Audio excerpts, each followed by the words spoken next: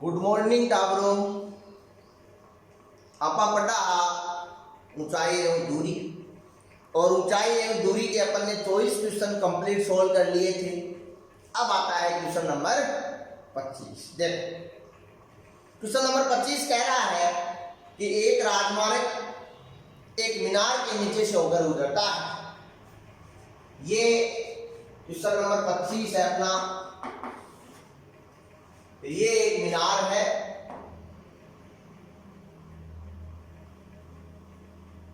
ठीक है, और इसके नीचे से होकर एक राजमार्ग गुजर रहा है। ये राजमार्ग है जो गुजर रहा है। मीनार का ये बिंदु ए है और मीनार का उच्चतम बिंदु है वो है बी। ठीक है ना बच्चों। अब देखो आगे, एक आदमी मीनार के शिखर से एक कार को, एक आदमी है वो मीनार के शिखर पर है और वो एक कार क्या लेके चाल रही है। ई बिंदु पर, सी बिंदु पर एक कार चाल रही है, बिन देखा है, ठीक है ना। यहां देख रहा है जिसका अवनमन कोण दिया है। कौन सा कोण दिया है? अवनमन का दिया कितना है देखते हैं। अवनमन कोण दे रखा है 30 डिग्री। क्या दे रखा है? 30। तो एकांतर कोण से ये क्या हो जाएगा?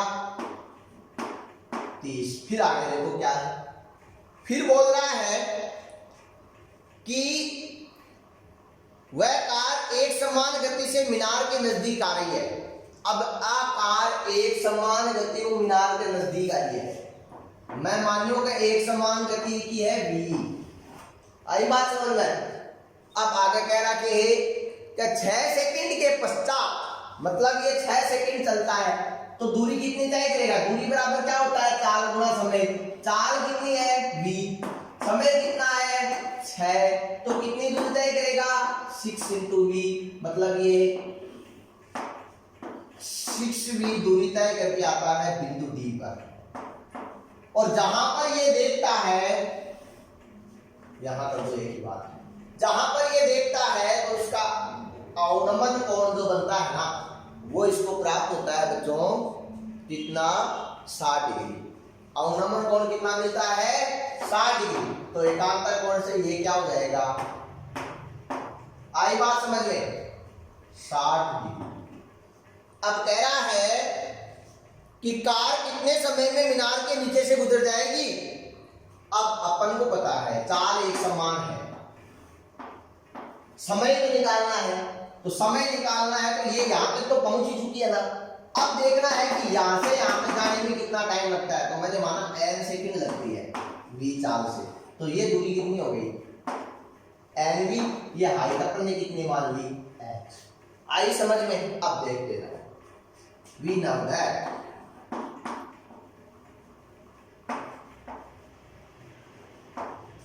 tan थीटा बराबर नंबर 10, ठीक है ना। त्रिभुज कौन सी? A B C.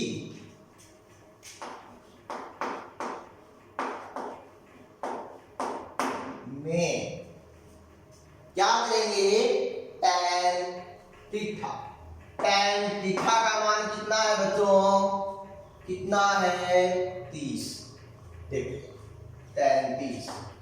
लंब का मान कितना है? h। और आधार कितना है? 6v प्लस में nv। टोटल होगा ना। ये देखो हमने क्या लिया? a b c। ये कौन है? ये लंब है, ये टोटल आधार है, मतलब 6v प्लस में nv। ओके। अब देखो tan 30 का मान कितना होता है? 1/√3। ठीक है ना। अब यहां से वजन गुणन कर लो, h का मान निकाल लो। बात यह है, ये अपन ने h का मान क्यों निकाला ये भी समझना है, क्योंकि दोनों में h निकालेंगे, दोनों को बराबर कर देंगे और फिर अपने पास में n का मान निकल के आ जाएगा। देखो आगे, अब कौन से त्रिभुज में त्रिभुज ए बी डी। कौन से त्रिभुज है? ए बी डी में। आई समझ में बात? ए बी डी क्या है? देखो tan थीटा, थीटा का मान कितना? 60। h बट्टा आधार कितना है? NV। ये लो tan 60 का मान कितना? √3 h बट्टा NV। h बराबर क्या करता है? √3 इंटू NV। समीकरण नंबर कितनी है? 2। अब क्या कहेंगे? समीकरण 1 व 2 से। इससे करेंगे बच्चों समीकरण 1 व 2 से। देखो तो इधर चित्र को हटाते हैं। यहां से यहां तक पहुंचने का समय निकाल रहे हैं बच्चों हम, ठीक है ना? ये देखो ये n सेकंड निकालना चाहते हैं हम। क्या है? समीकरण 1 व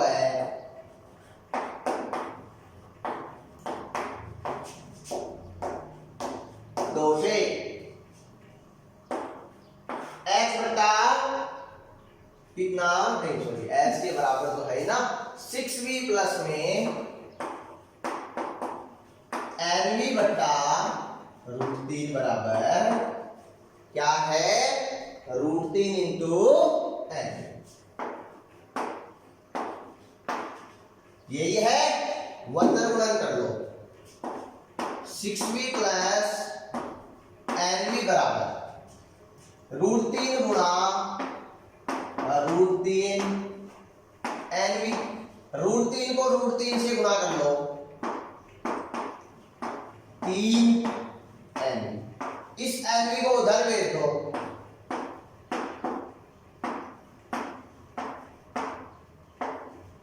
ठीक है, 3 में से 1 गया तो 2 बचे, 20 से 20 कट गया, n बराबर आ गया 6/2, तो n बराबर हो गया 3 सेकंड n। मतलब 3 सेकंड और जानकारी के कृषि मीनार ने कार क्रॉस कर दी। आई बच्चों बात समझ में? देख लेना एक बार, पुनः देख लेना और ज्यादा अच्छे तरीके से समझ में आएगा। अगले क्वेश्चन में चलते हैं बच्चों। हम चैप्टर कंप्लीट करने की ओर अग्रसर हो चुके हैं। 2-3 क्वेश्चन ही और बचे अपने। Question number 26। ठीक है ना? क्या है? मीनार के आधार से और एक सरल रेखा में मीनार को आधार कहने को मतलब पंचोर तो मीनार ही बना दो। ये मीनार है ए, ये इसका आधार है ए। तो इसके आधार से सरल रेखा में 4 मीटर तथा 9 मीटर की दूरी पर स्थित 2 बिंदुओं की एक सरल रेखा आ है कि जाऊं एक बिंदु तो 4 मीटर पर है सी, दूसरा बिंदु 9 मीटर पर है। कहने को मतलब आ दूरी तो दी दी है 4 मीटर और आ दूरी दी दी है 9 मीटर। अब ये क्या है? अब कह रहे हैं कि 2 बिंदुओं से मीनार के शिखर के उन्नयन कोण पूरक कोण है। उन्नयन कोण क्या है? पूरक कोण है। मतलब यहां से देखते हैं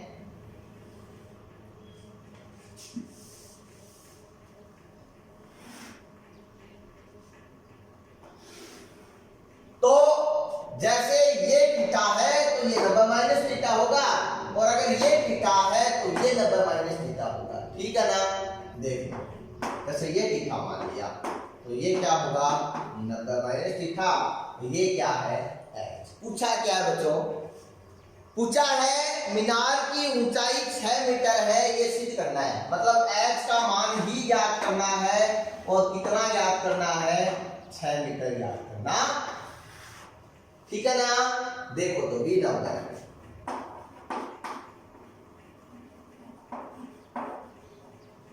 क्या है? tan थीटा बराबर लंब बटे वही काम आएगा तो त्रिभुज कुर्सीमो पहला ले लो ए बी सी, फिर ले लो A B D.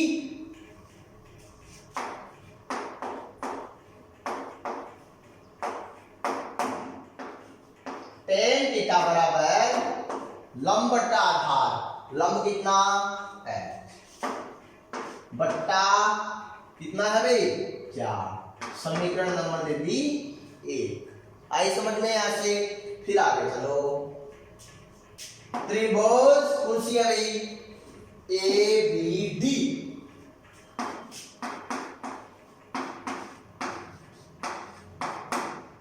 Tan 90 minus theta बराबर क्या है h बट्टा 2 है। h बट्टा कितना है समीकरण नंबर 2। आइए समझ में, कोई दिक्कत है इसमें नहीं। निकालना क्या है h, कहने का मतलब यहां से दोनों को बराबर करेंगे, मतलब एक से एक h का मान रखेंगे तो कोई बेनिफिट नहीं होगा, कोई फायदा नहीं होगा। लेकिन होगा फायदा बच्चों, कैसे होगा बताओ क्या, देखना। यहां से थीटा का मान निकाल लेंगे, दोनों से किसका निकाल लेंगे थीटा, फिर ये थीटा का मान वापस समीकरण 1 में रख देंगे और फिर यहां से h का मान निकाल लेंगे। आई क्या कुछ समझ में, देखो कैसे, समीकरण 1 व 2 से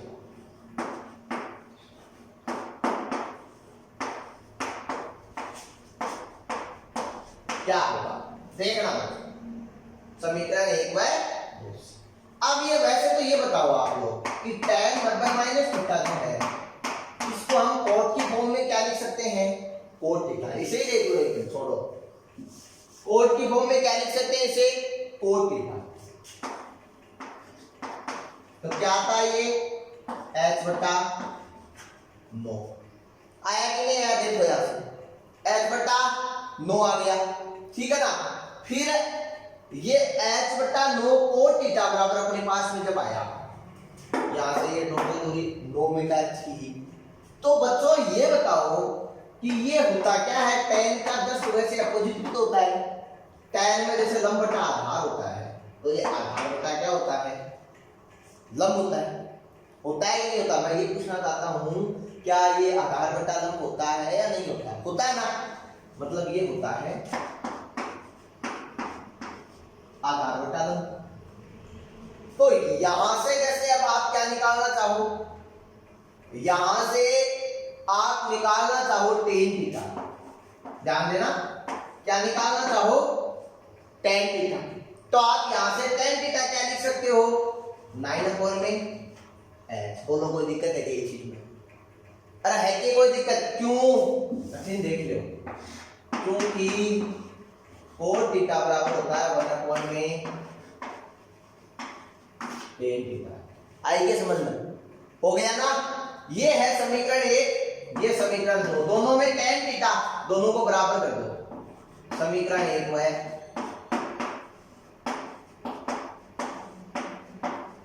2 से क्या है h बटे 4 और 9 बटे वजन कर लो बच्चों, h स्क्वायर बराबर 9 गुना 4 कितने 36, h बराबर रूट 36 कितना होता है 6 मीटर hp। यही सिद्ध करना था, हमने सिद्ध करके आई बच्चों बात समझ में। ये था अपना क्वेश्चन जिसमें अपने को क्या निकालना था, अपन को h निकालना था और h को अपन को 6 मीटर सिद्ध करना था, जिसको अपन ने कर दिया, ठीक है ना बच्चों। अब चलते हैं अगले क्वेश्चन में, क्वेश्चन नंबर 27। क्या है देखो, सड़क के एक और एक मीनार तथा दूसरी ओर एक मकान है।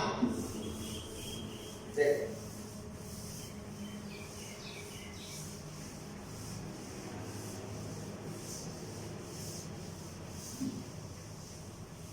क्वेश्चन नंबर 27,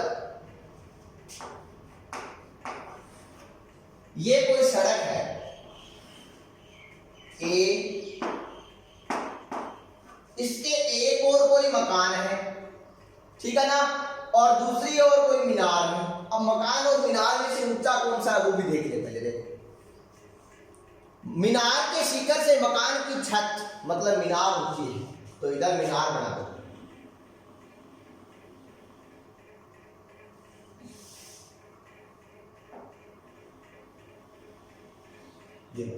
और ये मकान बन दो।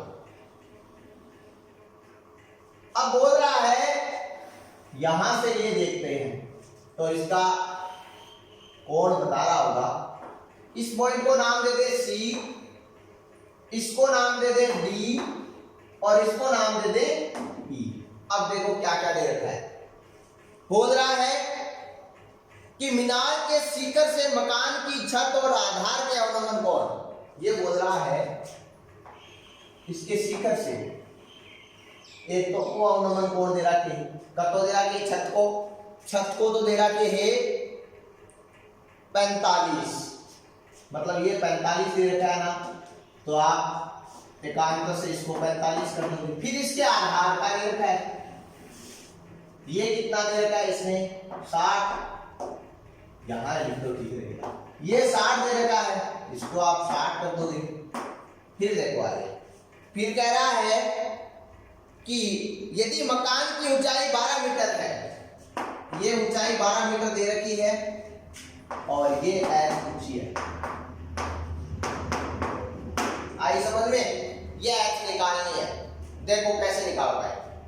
देखो बच्चे, अपने पास में वही फॉर्मूला काम आएगा, कौन सा? tan वाला।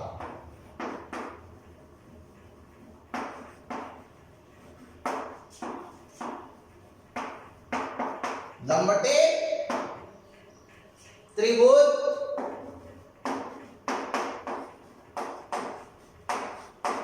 एबीसी, ठीक है ना? त्रिभुज एबीसी, त्रिभुज एबीसी कौन सी है क्या? बन तो रही है क्या? ऐसे लिख दिया आपने। सबसे पहले ले लो त्रिभुज ये वाली ए बी ई,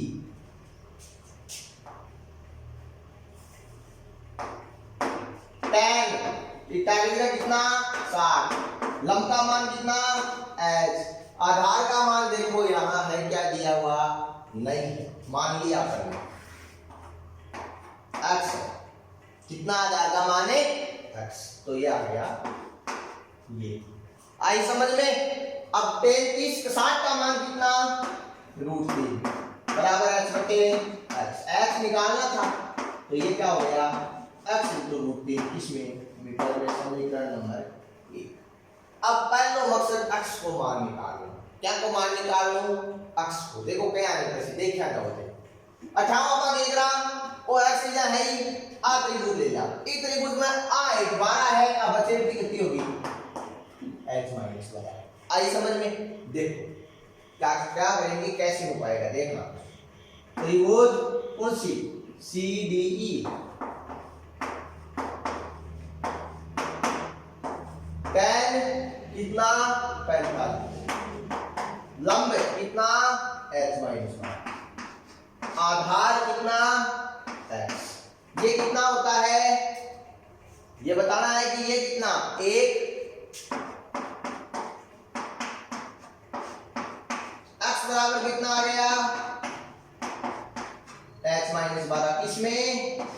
समीकरण नंबर। अब क्या करेंगे? समीकरण 2 से मान समीकरण 1 में रखने पे, या समीकरण 1 व 2 से। आई समझ में? देखना इधर,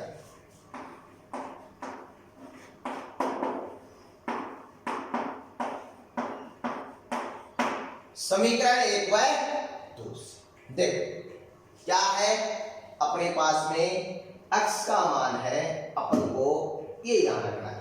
रखो h बराबर क्या? h - 12 और √3, ठीक है ना?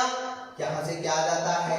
h बराबर h √3 - 12 √3। इसको हम क्या लिख सकते हैं? इसको इधर भेज दें, इसको इधर भेज दें, तो ये कुल मिला के अपने पास में क्या आता है? ये आता है h √3 माइनस h बराबर 12 √3। कॉमन क्या आ रहा है? h आ रहा है। इनका काम हो गया। h कॉमन आ रहा है तो ले लिया, तो क्या बचा? √3 - 1 बराबर 12√3। आई समझ में बात। फिर क्या बचा, h बराबर 12√3 बटा √3 माइनस 1। फिर क्या किया, समीकरण, ठीक है ना। तो ये क्या आ गया, आपस में गुणा कर लेंगे बाद में, पहले सोल्व कर लेते हैं पूरे। क्या होगा देखो, ये देखो √3 माइनस 1, √3 प्लस 1, √3 का स्क्वायर 3 माइनस 1 का स्क्वायर 1, तो 3 माइनस 1, 3 में से 1 जाता है, कितने बचते हैं 2, तो ये क्या हो गए 2। आई समझ में बच्चों यहां तक। अब 2 का भाग लगाते हैं 12 में, तो कितने आ गए 6। यहां तक कोई दिक्कत है, आगे देखो। तो ये क्या आता है, h गुणा √3 गुणा √3 प्लस में 6 इंटू √3, ठीक है ना। तो h बराबर 6 गुणा √3 गुणा √3 3 प्लस में 6 गुणा 1.732, तो ये कितने आ गए 18, प्लस में इसको गुणा कर दो 12 का 2, फिर 18 रहेंगे 19, 1 42 42 और 1 43 बचे कितने आए भाई बचे, देखो 66 तो 42, कितने बचे 4 बचे। फिर 6 में कितने जोड़ेंगे 4, 6 में 4 जोड़ते कितने हो गए, जैसे 6 में 4 जोड़े कितने हो गए 10, 18 प्लस 10 28, 28.392 किसमें मीटर में, जो क्या है आंसर है मीनार की। ठीक है बच्चों, तो ये इस प्रकार से अपना क्वेश्चन हो गया, कौन सा 27 का, जिसमें एक सड़क के 2 किनारों पे, एक किनारे पे मीनार दी हुई थी और दूसरे किनारे पे बच्चों क्या दी हुई थी, दूसरे किनारे पे अपने ऊपर मकान दिया हुआ था, और दोनों में उन्नयन कोण और अवनमन कोण देके हमें मीनार की ऊंचाई पूछी गई थी। ठीक है, अपन ने निकाल दी। अब इसमें एक क्वेश्चन और बचा है बच्चों अपना, जो हम आज की क्लास में सोल्व करेंगे, वैसे क्योंकि एक ही क्वेश्चन बचा है इसलिए क्लास को थोड़ा और बढ़ा देंगे।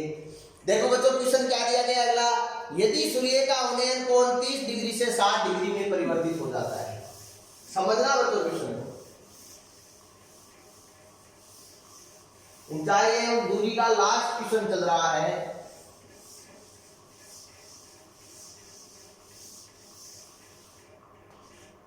Question number 28। ये सूर्य की हाइट मान सकते हैं हम।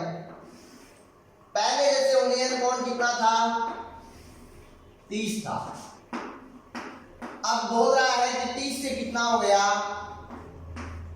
60। ये पॉइंट था ए, ये था बी, ये था सी, ये है डी।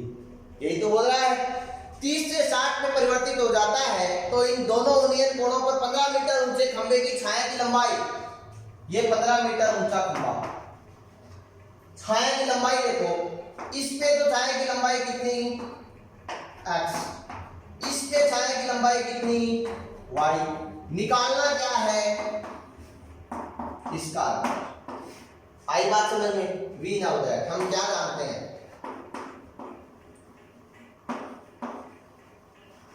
v ना हो, अपन क्या जानते हैं, अपन जानते हैं tan थीटा बराबर लंब बट्टे आधार। त्रिभुज ABC में